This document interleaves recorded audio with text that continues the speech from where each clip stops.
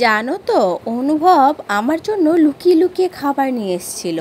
এমনটাই বলতে শোনা যায় লাজু তার বর সুদেবকে। পুরোটা জানতে ভিডিওটিতে লাইক দিয়ে চ্যানেলটা সাবস্ক্রাইব করে দেখতে থাকুন।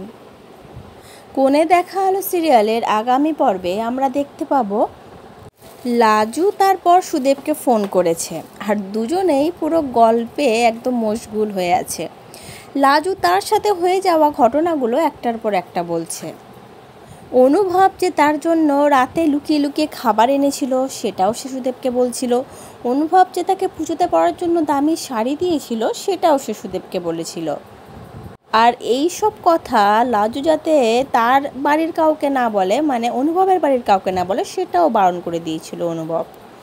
এই সব কথা সুদেবকে বলতে বলতে হঠাৎই লাজু জিজ্ঞেস করে, কেন গো, ও আমার জন্য লুকিয়ে লুকিয়ে কেন এইসব করে?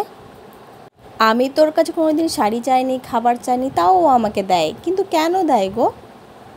আর এই সব কথা শুনে তো সুদীপের মনটাই ভেঙে যায়। সে বুঝতে পারে অনুভব মনে হয় তার বউ লাজুকে আস্তে আস্তে ভালোবাসতে শুরু করেছে, কিন্তু এই কথাটা সে লাজুকে বলে উঠতে পারে না।